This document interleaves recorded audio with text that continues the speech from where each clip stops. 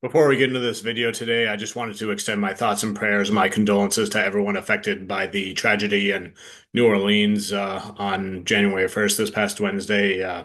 Just a terrible situation, and I wouldn't wish harm or trouble like that onto my worst enemy. And I hope everybody who is still alive and that is harmed or affected in any negative way recovers as fastly as possible, and the those who have passed on as a result of the incident are their legacies are honored and to the best of their ability. And there is a link in the description for a GoFundMe that I found, which appears to be helping and giving relief and helping and those affected by it. So if you feel so inclined, feel free to check it out and see what you can do to help those in need.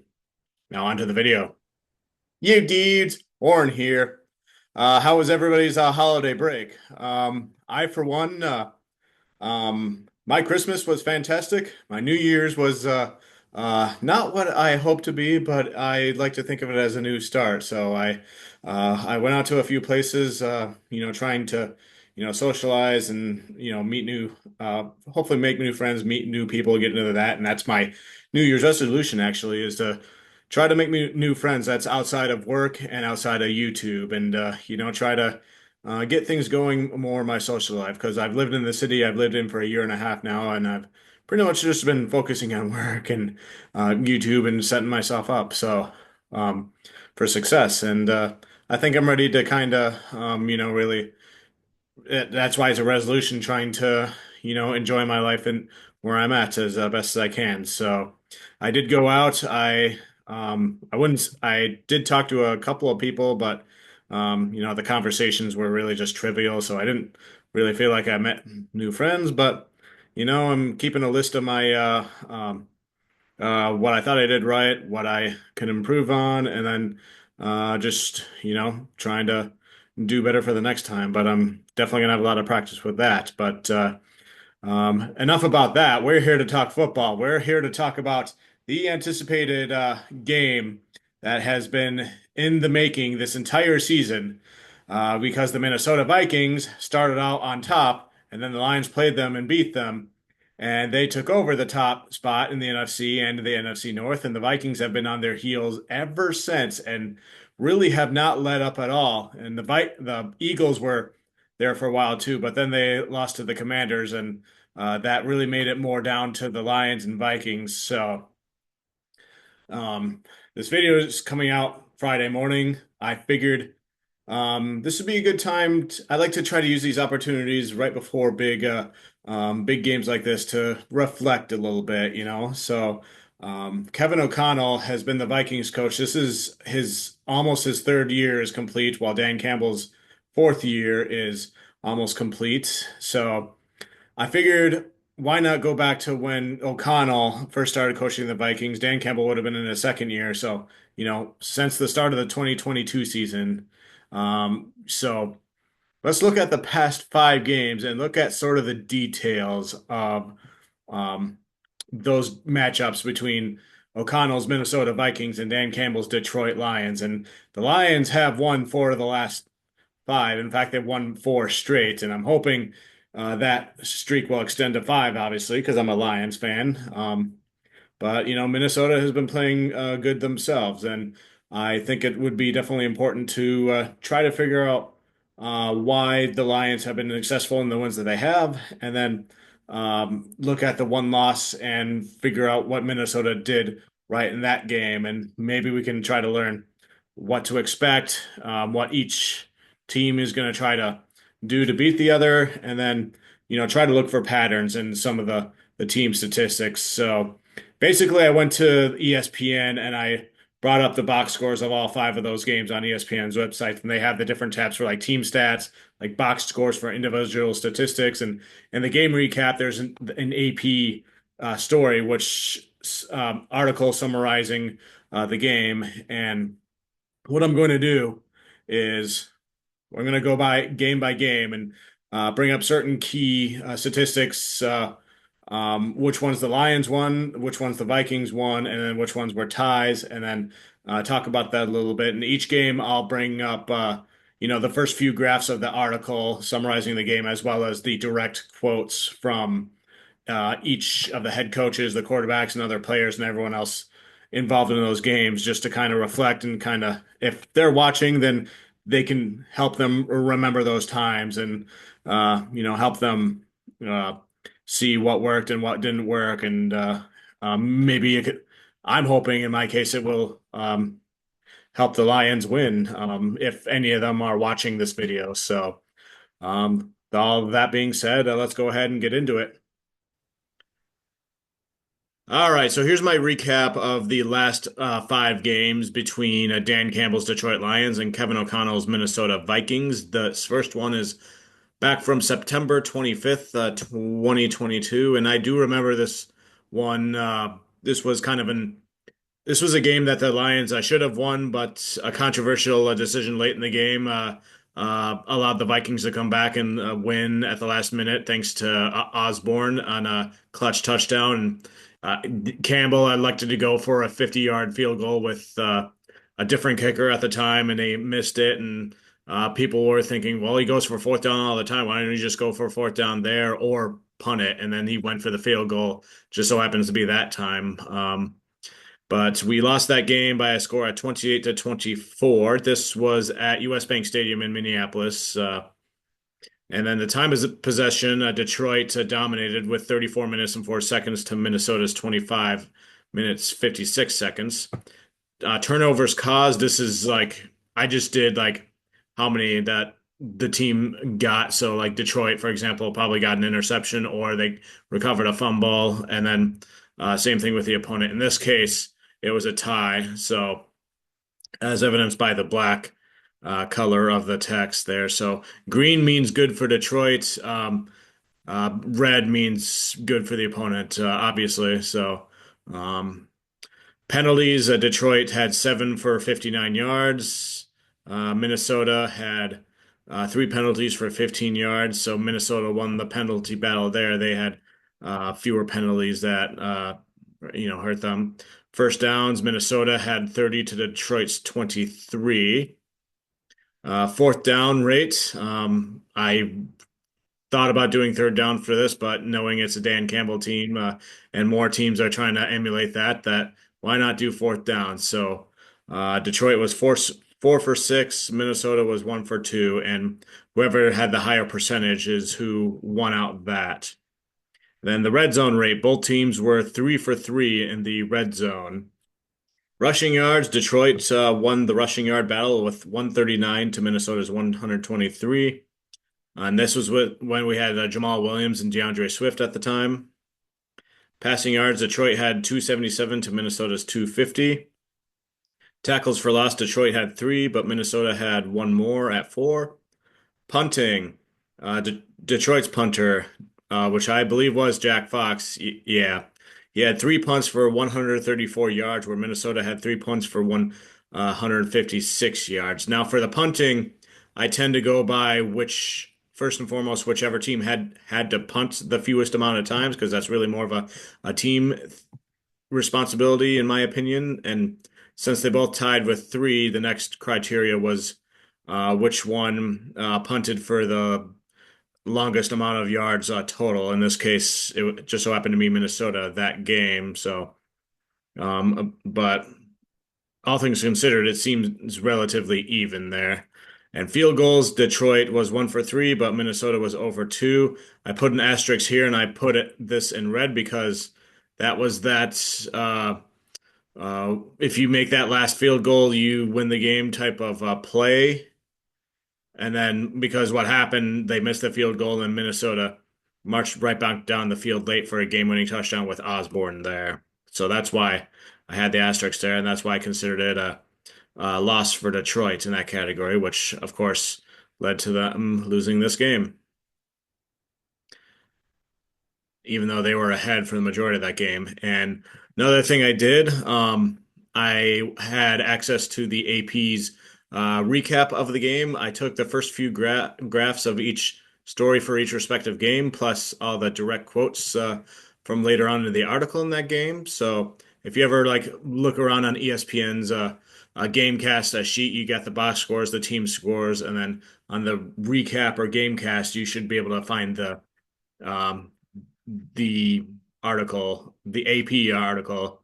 And yeah, let's recap what the headline and what some of the stuff was said. Vikings rally past Lions 28-24 on Osborne's last minute TD. Minneapolis. The Minnesota Vikings have been trying to craft under new coach Kevin O'Connell a diverse and unpredictable offense that can still succeed when their best players are taken away. Lessons from a lopsided loss a week earlier led to a more complete and sound performance on Sunday, capped by a stadium rocking last minute rally. I believe this was not long after their Monday Night Football getting blown out by the Philadelphia Eagles. KJ Osborne caught the go-ahead 28-yard touchdown pass from Kirk Cousins with 45 seconds remaining, and the Vikings came back to beat the Detroit Lions 28-24. Leading by 3 after Minnesota turned the ball over on downs at its 47 with 2 minutes 32 left, Detroit coach Dan Campbell, who went for it on fourth down 6 times. Oh, interesting. The stat might not be accurate with that um, from up above. Elected to try a 54-yard field goal that he second-guessed himself for afterwards. Austin Siebert pushed the kick wide right with 1 minute 10 seconds remaining. I wanted to score the touchdown. I wanted to win this football game in front of our fans in regulation, but put maximum pressure on those guys. O'Connell said, "Oh, I was trying to do a Dan Campbell impersonation. I'm really good at impersonations with some people, but Campbell's not one of them. But that was my best attempt. But I should have been for O'Connell. Okay, I wanted to score. He seems more of a normal sounding guy to me, so I'll say that. I wanted to score a touchdown. I wanted to win this football game in front of our fans in regulation. Put maximum pressure on those guys," O'Connell said. And then the next direct quote, which is from Justin Jefferson, it looks like. "That's something that's expected of every single one of us. All of us are playmakers. All of us have that talent to really win in this league," said Justin Jefferson, who was consistently double covered by rising Lions star Jeff Okudah and at safety and had just 3 catches for 14 yards. And then this is a Dan Campbell quote. "We had our chances. We played some pretty good football for a while," Campbell said. "I told the team when the downs come, we've got to handle it with composure. And when the ups come, we have to capitalize. We didn't capitalize enough when we were on the ups." Very Dan Campbell type of quote. That game, this is a Jared Goff quote, I think. "That game should have been over long before they were able to get back in it. I'm sure they know that, but we let them back in it, and that's our fault," said Goff, who was 25 for 41 for 277 yards. Here's one from Osborne, the hero of that game for the Vikings. "We're a resilient team. We got it going, and when it counted, we got it done," Osborne said.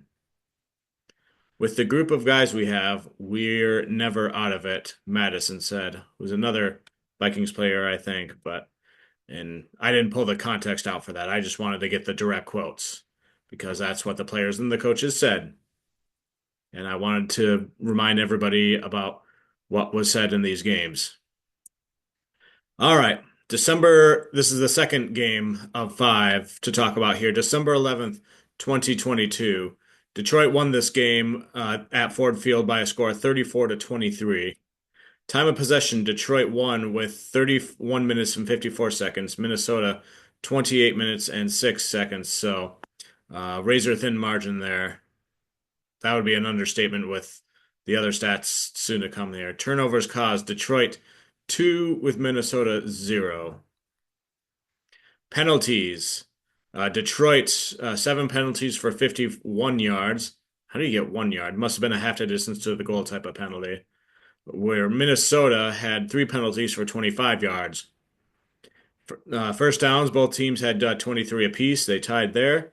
Fourth down rate, Both teams also went 1 for 2 on fourth down attempts, according to that, depending on its accuracy I got from the ESPN stuff. Red zone rate. Detroit, 2 for 2, while Minnesota was 2 for 2, 2 for 4. So Detroit won that battle because they had the higher percentage of that. Rushing yards. Detroit had 134 rushing yards to Minnesota's 22. All right, so that's a big key then. And then passing yards. Detroit is 330 to Minnesota's 394. So Minnesota won that one. And I think we all know Minnesota is probably going to be the superior passing team. It's just a matter of like reducing the scoring and then reducing all the other details around that. Because this is the only consistent thing that Minnesota seems to win in the majority of these last 5 games. So tackles for loss. Detroit had 7, Minnesota had 4. Punting, Detroit had 2 punts for 96 yards, and Minnesota had 3 punts for 159 yards. I'm sure if Jack Fox had one more punt, then it would probably get closer to the 159 average there. But the fact that Detroit had to punt one fewer time than Minnesota makes me want to have Detroit win that round there. And field goals, Detroit was 2 for 3, while Minnesota was 1 for 1. So Minnesota had the higher percentage, so I gave it to them for that one. Goff helps surging Lions beat division leading Vikings 34-23. So at this point, Vikings are the number 2 seed uh, in that year in the NFC behind the Eagles. And Detroit is just starting to get hot and start really becoming a winning team. Anyways, Goff helped surging Lions beat division leading Vikings 34-23. Detroit. Jared Goff dropped back behind an offensive line that gave him plenty of time and threw deep twice, taking advantage of big play receivers the Detroit Lions added for him this season. This reminds me, this was Jameson Williams' first big receiving touchdown game type of thing. Goff had a 41-yard pass to rookie Jameson Williams, there it is, and a 48-yard pass to DJ Chark for 2 of his 3 touchdown throws in the first half, leading the surging Lions to a 34-23 win over the NFC North leading Minnesota Vikings on Sunday. The Vikings, 10-3, needed a win or tie to clinch the division title. Kirk Cousins threw for 425 yards, including a franchise record 223 to Justin Jefferson on 11 catches. But Dalvin Cook ran for just 23 yards on 15 carries, and Minnesota couldn't stop Goff. And here come the direct quotes. It changes our offense entirely when you have guys that are legit vertical home run threats, said Goff, who was 27 of 39 for 330 yards. We were able to show them both off to make those splash plays. You can make up for things if you're able to get the explosive passes, which we got, Coach Dan Campbell said. We got to be better if we want to punch our ticket into the playoffs, Coach Kevin O'Connell said. He's one of those dudes you don't see very often, Campbell said. He's making plays in double coverage. I forgot who he was talking about there, but, he could be talking about anybody. And you kind of get the idea.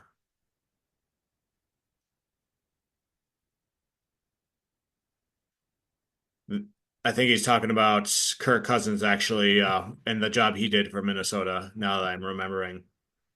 There was some positive performances from some individual players and some things that gave us a chance to be in the football game, Minnesota Vikings head coach Kevin O'Connell said.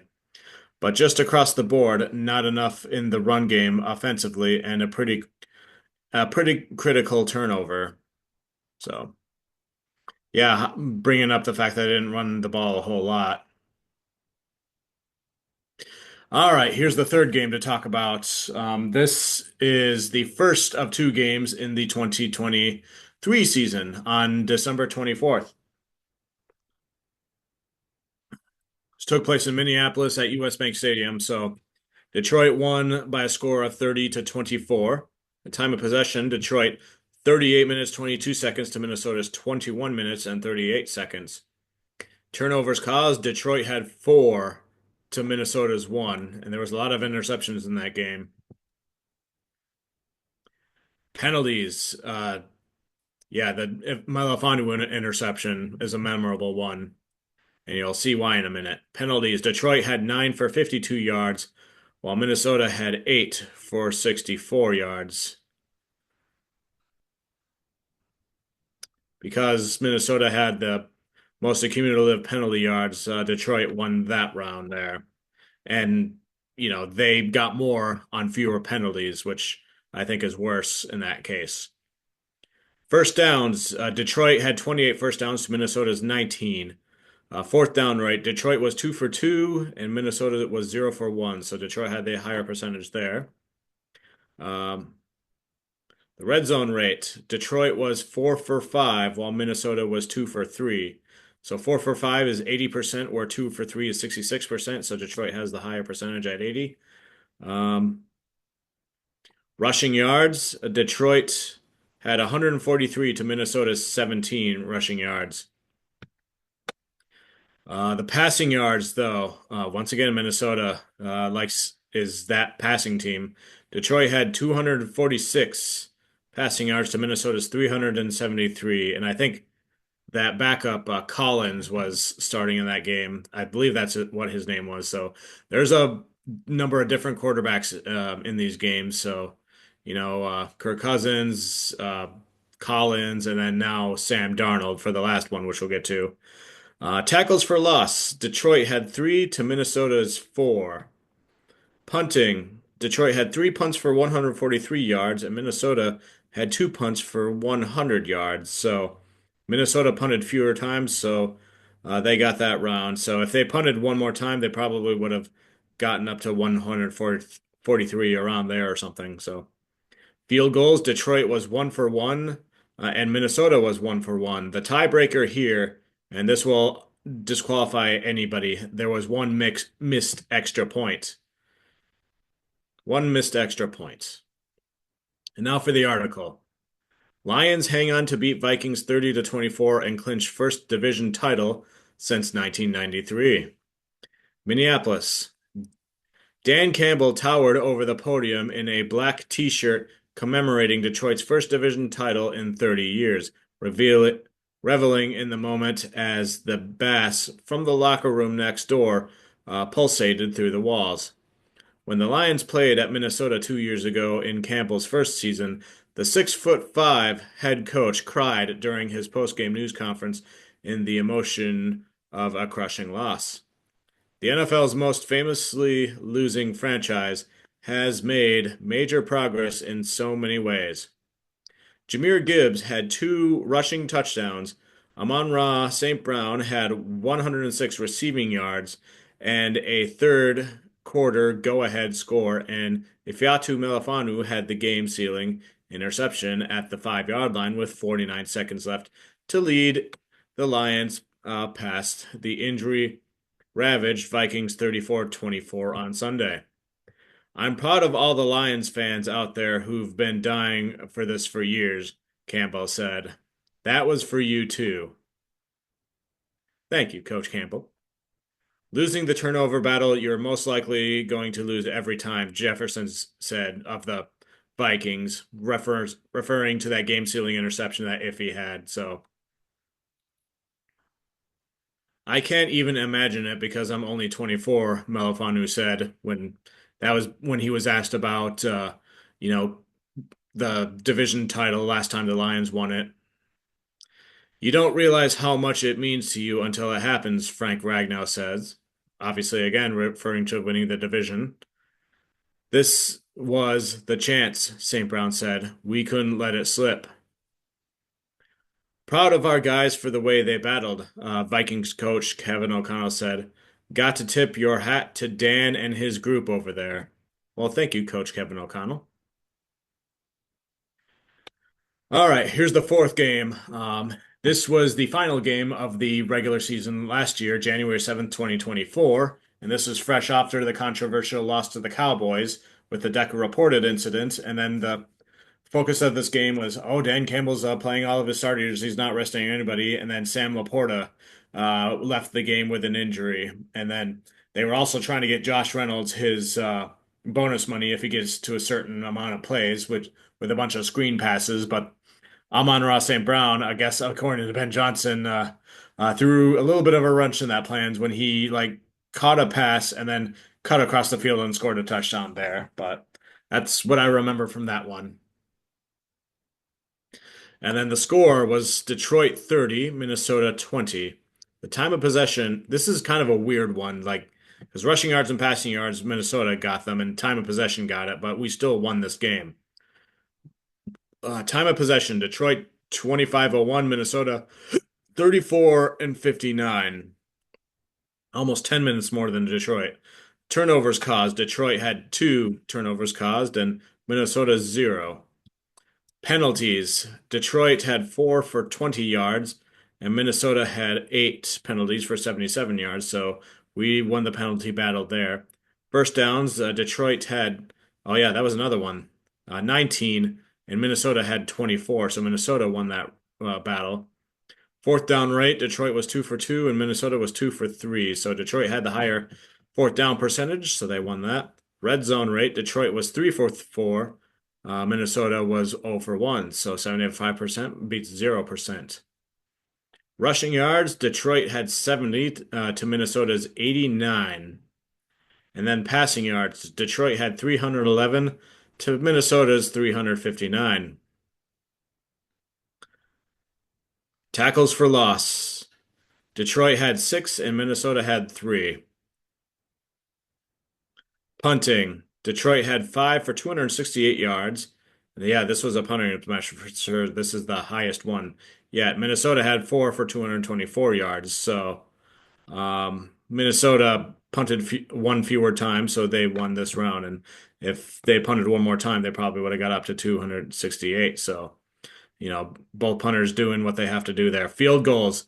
Detroit was one for one, but they also missed an extra point, and Minnesota was two for two. So Minnesota wins because they were 100% in their kicking there. Now for the article.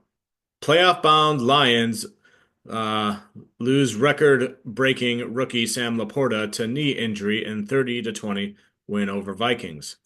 Detroit.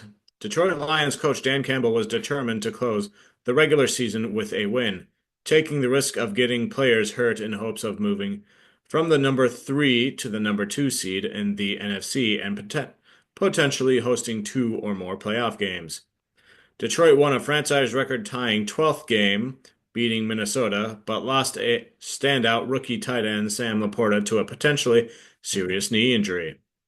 Laporta had a 2-yard touchdown catch midway through the first quarter and later limped off the field with a knee injury as the Lions went on to beat the Vikings 30-20 on Sunday.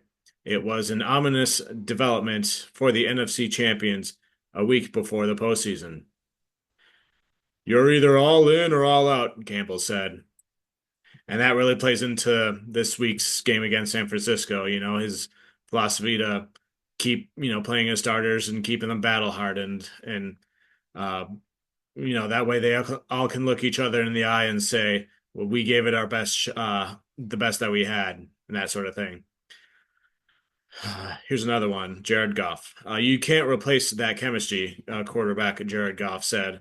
I think I'm referring to Sam Laporta, the chemistry he had with him when Sam Laporta was the topic of the article.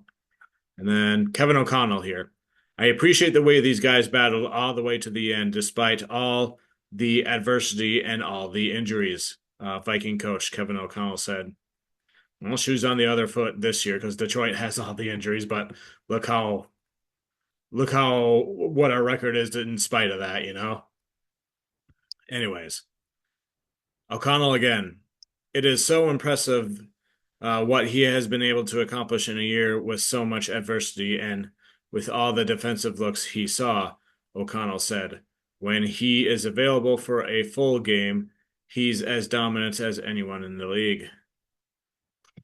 I think he's talking about Jefferson there, maybe.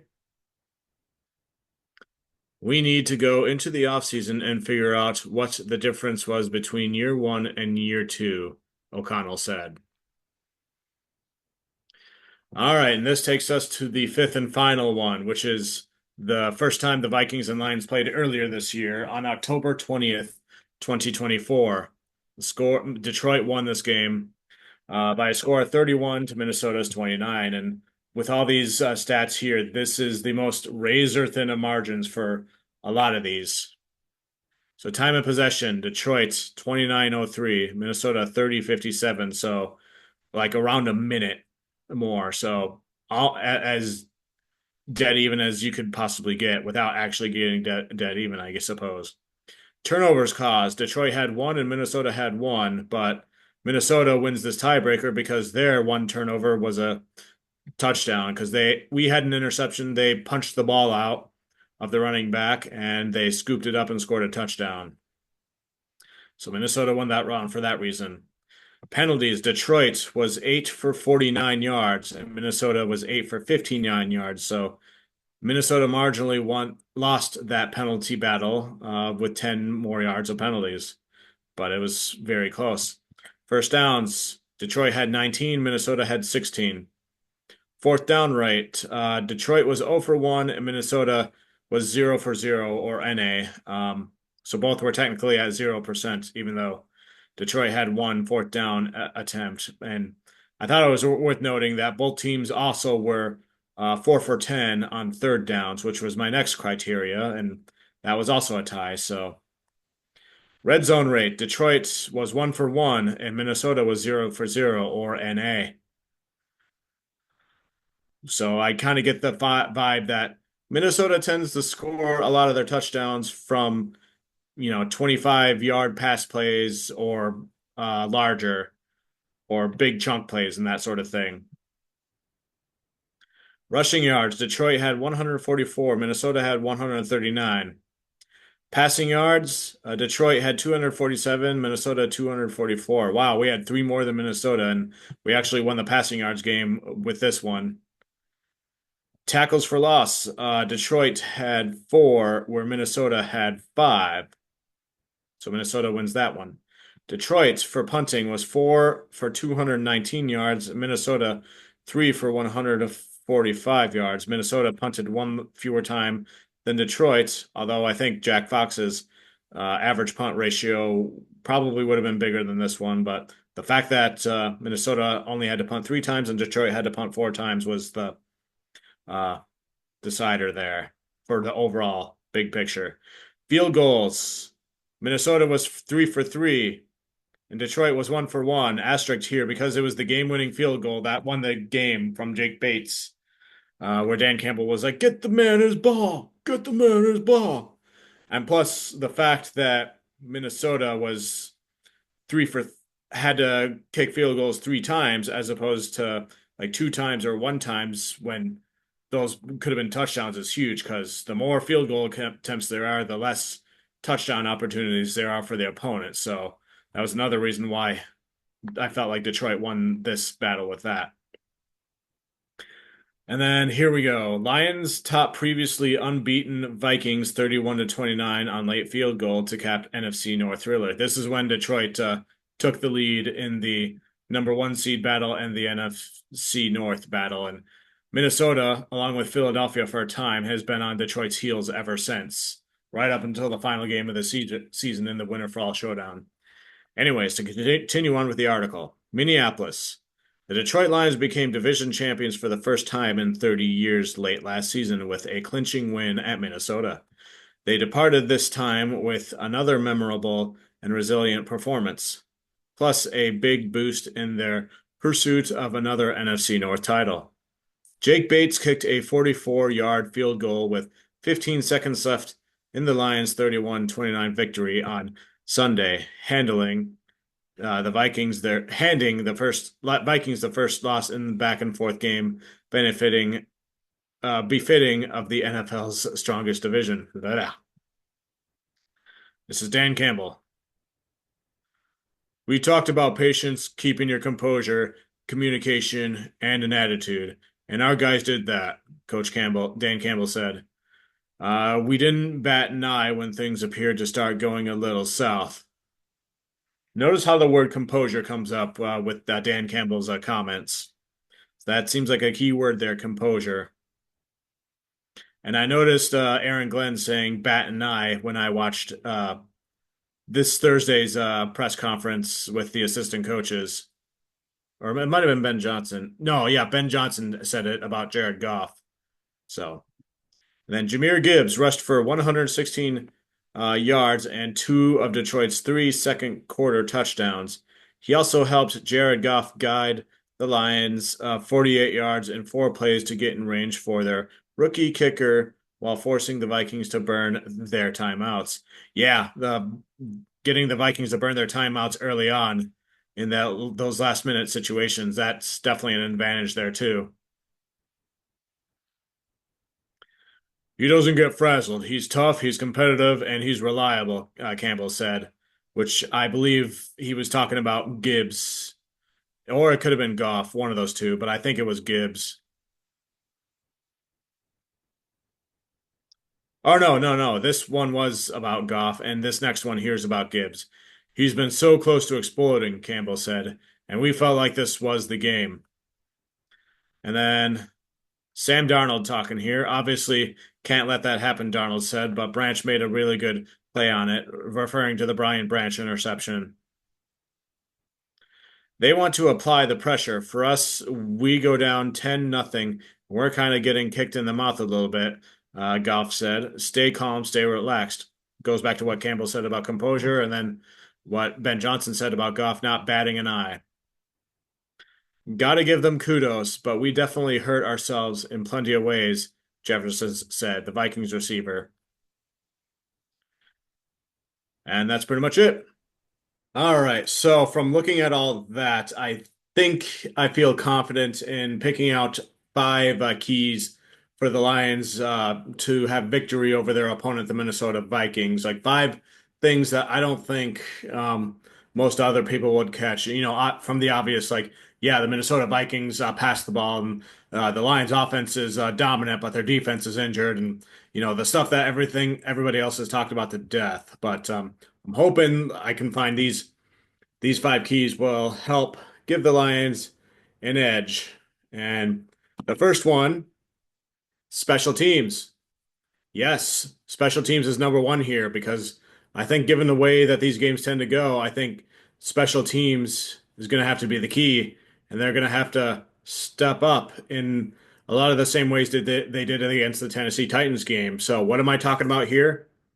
At least two punts that go within the 20-yard line for Jack Fox.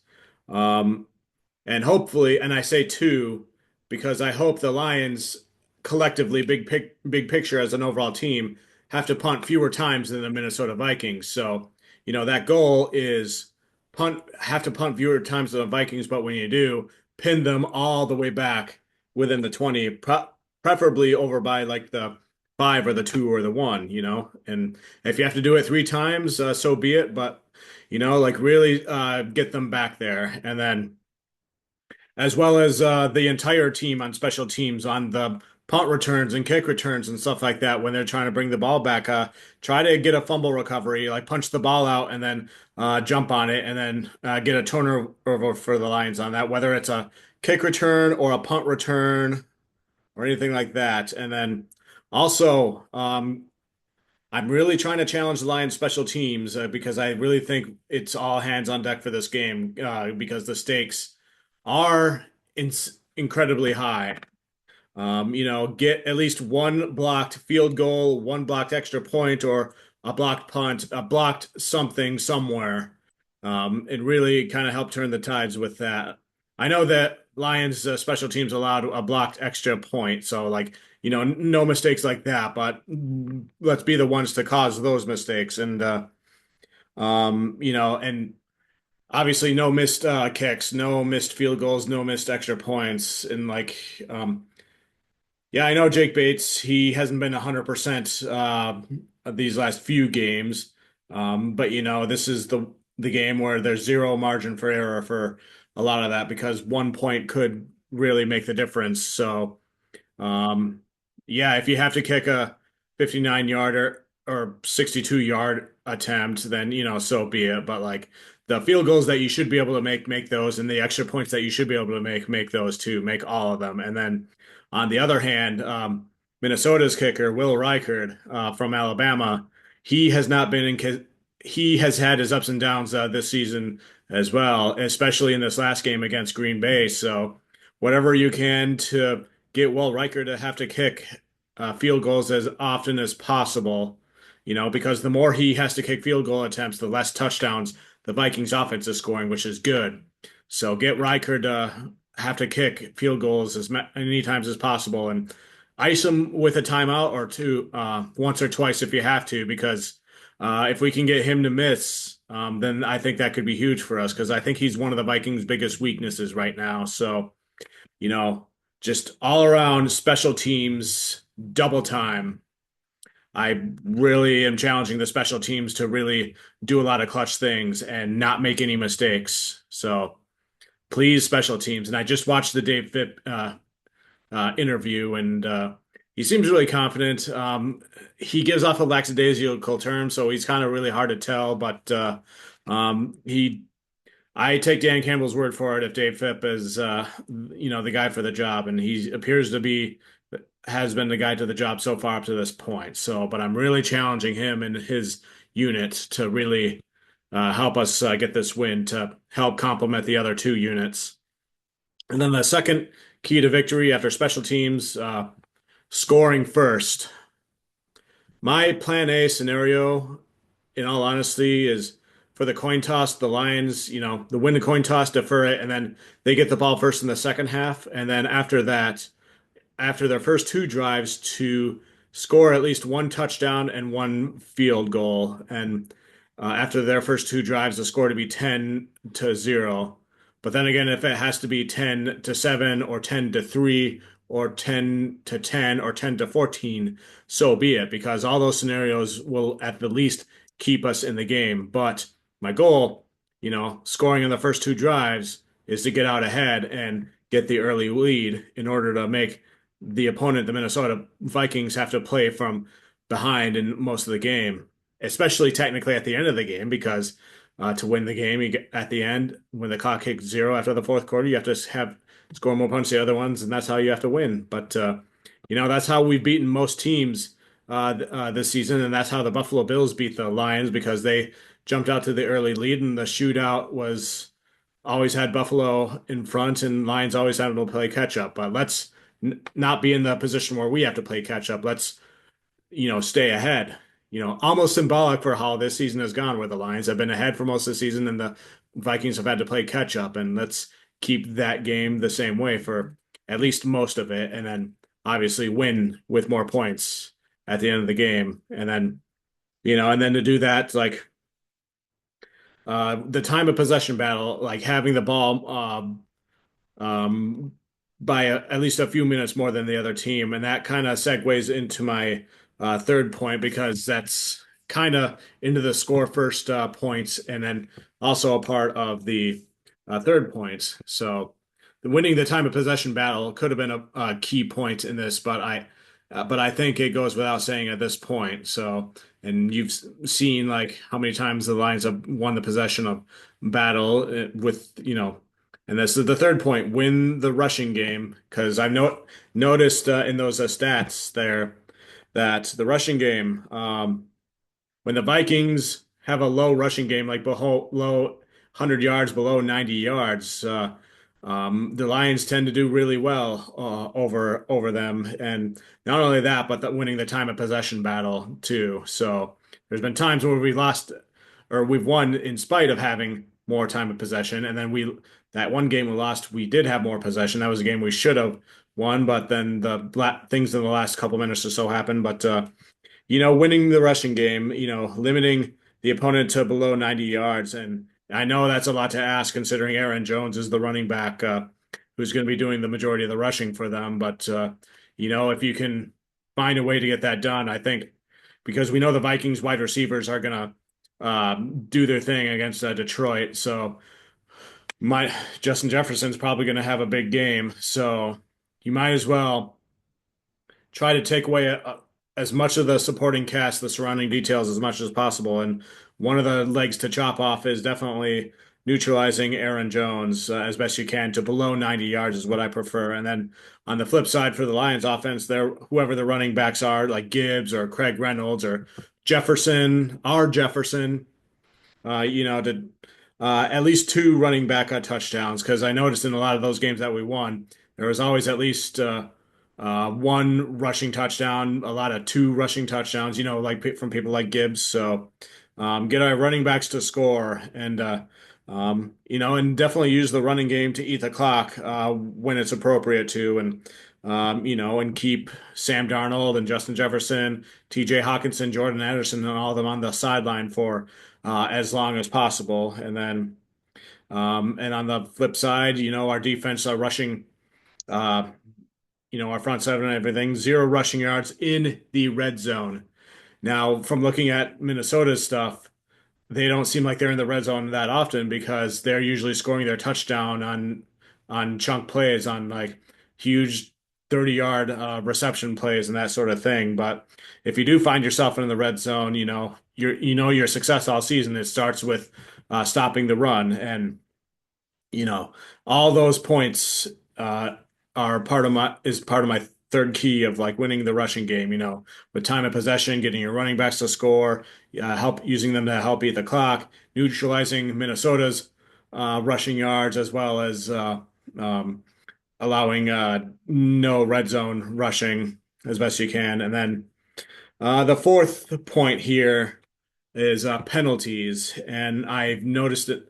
It seemed like in those earlier games, like Detroit had been struggling with penalties, but they've made progress in cleaning that up with more of those games, and to do that would be definitely ideal there. So, like maybe somewhere around like two or three penalties for 30 yards at most. So I prefer like zero altogether, but like definitely not let your penalties affect what you're doing as much as Minnesota. So, get them to have more penalties, get them to have more penalty yards. Um, and this game is played at Ford Field, where in the preseason, their fans have gotten so loud to where they caused the Steelers in the preseason to have a false start. So, US Bank Stadium, I've been there too, and I know how loud it can definitely get there. But Ford Field, I think, is a really good competitor. Like those are the two tops for dome stadiums with noise. So Ford Field fans, definitely use your voice to try to get some false start penalties there. So, as few penalties as possible for Detroit and as many penalties and penalty yards as possible for Minnesota. So that's key number four. So, and Detroit is usually a disciplined team. So, you know, and then the fifth and the last key that I have, and I know this is probably a tall ask, but I do believe it is a paramount based on some of the statistics I was looking at, and that's, getting the pressure on the opponent's quarterback on Sam Darnold, because in a lot of the games where the Lions have more tackles for loss than the Vikings or their opponents, then they tend to be successful there. And winning the tackles for loss battle, whether it's a sack or anything in the backfield. Um, Five minimum, I think, is probably a good goal to reach for to do what they need to do. But and Aaron Glenn and whoever's there on the defense knows this. Blitz, disguised blitz, trick blitz when necessary, when appropriate, to do what you got to do, and then obviously the quarterback pressures definitely help contribute to getting the interceptions, which is arguably one of the most important things is turnovers, getting them to Brian Branch and Kirby Joseph to intercept the ball and that sort of thing, which we'll definitely need them to do that too. And hopefully they can. And yeah, so that's, I think, pretty much sums up the special teams scoring first, and making the Vikings play from behind, and then winning the rushing game, like have the success we've had with running the ball and neutralizing the Vikings rushing game as best as possible, and then as little penalties as possible while making the opponents have more penalties. and then pressure on the opponent's quarterback, wherever you can get them, and the tackles for loss and that those sort of thing. And then the time of possession thing was sprinkled into several one of those, but like that's it's worth mentioning again. So honorary point. So there's a reason why I put time as possession right underneath score at the top of each one of those. So yeah, let me know what you think in the comments. What is it going to take for the Lions to have to stop the Vikings? And yeah, this is huge. This is why you're into sports. If you're a Detroit Lions fan, a Minnesota Vikings fan, or NFL fan in general, obviously I want the Lions to win. I want them to have as many advantages on their Super Bowl run as best as possible, and that means, having the first round bye to rest up injured players and having the NFC Championship game and any game before that at Ford Field. Um, because I think that would be huge for us. And a lot of the teams that have gone to and won the Super Bowls in the past have had that type of home field advantage there too. So, but if God forbid we lose this game against Minnesota, then you know we'll probably wind up going to Tampa Bay or wherever for the wild card game, and then we'll probably have to win to up to three road games, and we're undefeated on the road so far. So if we have to do that, then we'll have to because the goal is the Super Bowl. So for this game, preferably the home field advantage, the number one seed in the NFC and the NFC North champions is a useful tool for that. So yeah, so just it's all about not getting eliminated and having as many advantages as possible with that. So yeah, feel free to what you think. What is it going to take for the Lions to beat the Vikings? Yeah, and until next time, go Lions, one pride.